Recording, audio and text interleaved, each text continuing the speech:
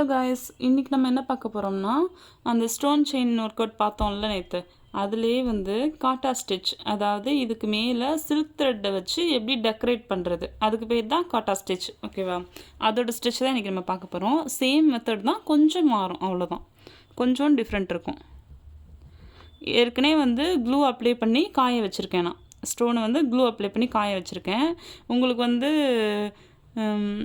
Clue apply பண்ணி பண்ணுறதுனாலும் பண்ணலாம், clue apply பண்ணாமல் பண்ணுறதுனாலும் பண்ணலாம்.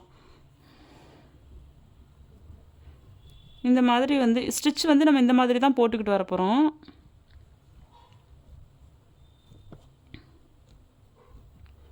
அதாவது ஒவ்வொரு ஸ்டோனுக்கு நடுவுலையும் இந்த மாதிரி ஸ்டிச்சு போட்டு வரப்போகிறோம் நம்ம. ஓகேவா? அடுத்து இன்னொரு த்ரெட்டை வச்சு இதுக்கு மேலே இப்படி ஸ்டிச்சு போட போகிறோம். இந்த மாதிரி பாக்ஸ் மாதிரி கவர் பண்ண போகிறோம். அதாவது போட்டதுக்கு மேலேயே ஆப்போசிட் சைடில் இன்னொரு ஸ்டிச் போட்டு சில்க் த்ரெட்டை வச்சு போட்டு கவர் பண்ண போகிறோம். இந்த மாதிரி பாக்ஸ் மாதிரி, அதாவது ஃபுல் பாக்ஸாக இருக்கும். நம்ம போட போகிற ஸ்டிச் வந்து இதுக்குள்ளே போட போகிறோம். இது மேலே இந்த மாதிரி ஃபுல் பாக்ஸாக சில்க் த்ரெட்டில் கவர் ஆகும். அதோட ப்ராக்டிஸ் தான் நம்ம பார்க்க போகிறோம். எப்படின்னு பாருங்கள்.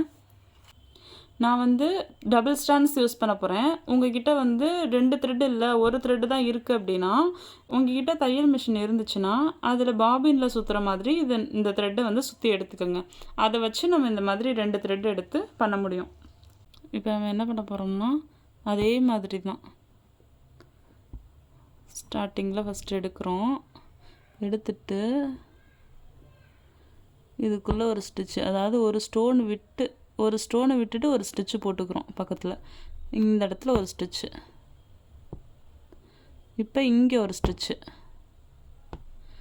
அதுக்கப்புறமா இங்கிட்டு, அதாவது பாக்ஸ் மாதிரி கவர் பண்ணணுன்னு சொன்னேன்ல, இதே மாதிரி நம்ம ஸ்டிச்சு போட்டுட்டு வரோம்.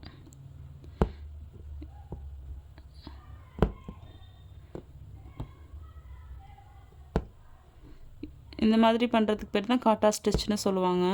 இதுக்கு பேர் தான் காட்டா ஸ்டிச். பாக்ஸ் மாதிரி ஸ்டிச்சை போட போகிறோம். இப்போ ஒரு சைடு தான் பாக்ஸ் வந்து கவர் பண்ணுறோம் இந்த செயினில்.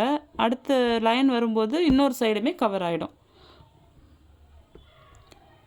ஒன்று விட்டு ஒன்று கவர் பண்ணிட்டு வரோம்ல, ஒவ்வொரு ஸ்டோன் விட்டு ஒன்று, ஒவ்வொரு ஸ்டோனுக்கு ஒன்று, அந்த மாதிரி கவர் பண்ணிட்டு வரோமா.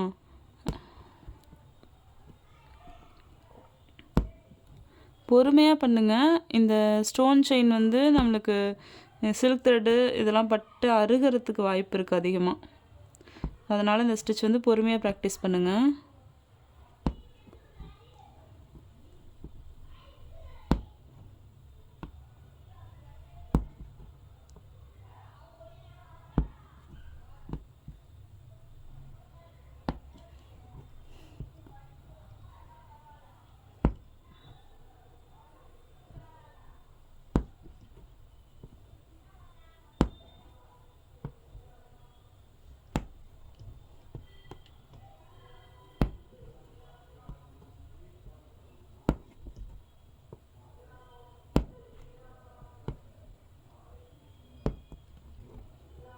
இதே மாதிரி தான் இது ஃபுல்லாக பண்ணிட்டு வர போகிறோம்.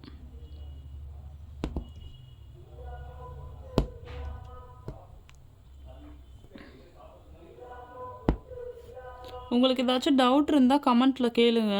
அதே மாதிரி எந்த மாதிரி வீடியோ போடணும், எந்த மாதிரி வீடியோ எதிர்பார்க்குறீங்கிறதையுமே கேளுங்க.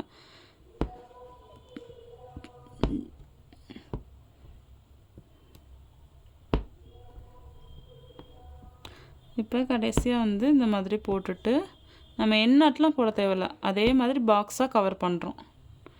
பாக்ஸ் கவர் பண்ணிவிட்டு இந்த இடத்துல ஒரு ஸ்டிச் பண்ணிவிட்டு இங்கே ஒரு ஸ்டிச், அதாவது போட்ட ஸ்டிச்சுக்கு மேலேயே தான் நம்ம போட போகிறோம். ஸ்டிச் இருக்குன்னு சொல்லிவிட்டு அந்த இடத்துல ஸ்டிச் பண்ணாமல் விட போகிறதில்ல.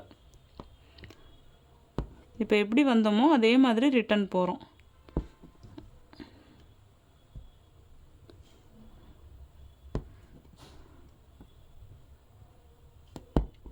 இந்த மாதிரி பண்ணும்போது சம்டைம்ஸ் த்ரெட்டு கட்டாக நிறைய வாய்ப்பு இருக்குது. ஸ்டார்டிங்கில் கட் ஆகும் கண்டிப்பாக. ஏன் அப்படின்னா இதில் வந்து ஒரு கிளிப்பை வந்து போட்டு தானே அந்த ஸ்டோனை வந்து பிடிக்க வச்சுருக்காங்க இந்த ஸ்டோன் செயினில். அந்த இது ஒரு பிரச்சனை இருக்குது. அப்புறம் வந்து நம்மளோட டிப்பு, நீடிலோட டிப்பு, அது ரெண்டுமே வந்து சில்க் த்ரெட்டுக்கு ஆகவே ஆகாது. அதனால் பொறுமையாக ப்ராக்டிஸ் பண்ணிங்க அப்படின்னா ஸ்டார்டிங்கில் அருந்து வந்தாலுமே அடுத்தடுத்து வந்து சரியாயிடும்.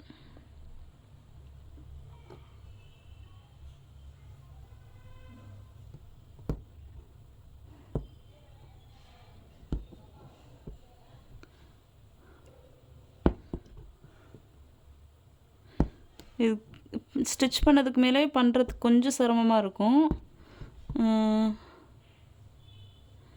இந்த மாதிரி தான் ஸ்டிச் பண்ணணும். கொஞ்சம் பக்கத்தில் பண்ணுங்கள் ஸ்டிச். ஆல்ரெடி ஸ்டிச் பண்ணியிருக்கீங்க அப்படின்னா அது மேலேயே பஞ்ச் பண்ணாமல் கொஞ்சம் பக்கத்தில் பண்ணிங்க அப்படின்னா கரெக்டாக இருக்கும்.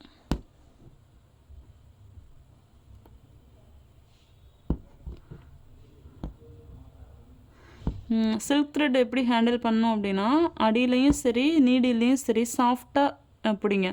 சாஃப்டாக இழுக்கணும். நீடியில் கீழே வந்து சாஃப்டாக பிடிச்சிருக்கணும். அப்போ தான் வந்து நம்மளுக்கு த்ரெட்டு கட் ஆகாது, கிளாத்து சுருங்காது. அதாவது ஒரு ஸ்டிஃப்னஸ்க்காக தான் நம்ம பிடிச்சிருக்கிறது. ரொம்ப டைட்டாக பிடிச்சிட்டோம் அப்படின்னா நம்மளுக்கு கட் ஆகும், இல்லைனா கிளாத் வந்து சுருக்கம் விழுகும். அப்புறம் எப்போதுமே ஒர்க்கு ஸ்டார்ட் பண்ணுறதுக்கு முன்னாடி கிளாத்து டைட்டாக இருக்கான்னு பார்த்துட்டு ஸ்டார்ட் பண்ணுங்கள். அந்த மாதிரி பண்ணும்போது ரொம்ப ஈஸியாக இருக்கும் எல்லா ஸ்டிச்சஸுமே. இதே மாதிரி என்கிட்ட உங்களுக்கு ஆரி ஒர்க் கற்றுக்கணும்னு இன்ட்ரெஸ்ட் இருந்துச்சு அப்படின்னா ஸ்க்ரீனில் தெரிகிற நம்பருக்கு கால் பண்ணி என்ரோல் பண்ணிக்கோங்க.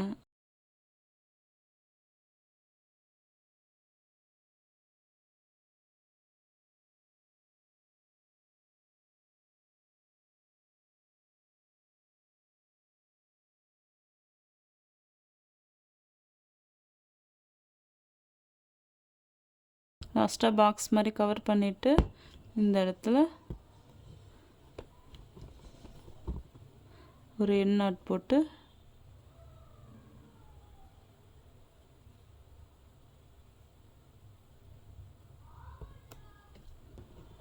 எண் நாட் போட்டு கவர் பண்ணிக்கிறோம். ப்ராக்டிஸ் பண்ணிக்கிட்டே இருங்க, ரொம்ப ஈஸியாக இருக்கும். தேங்க்யூ ஆல், பாய்.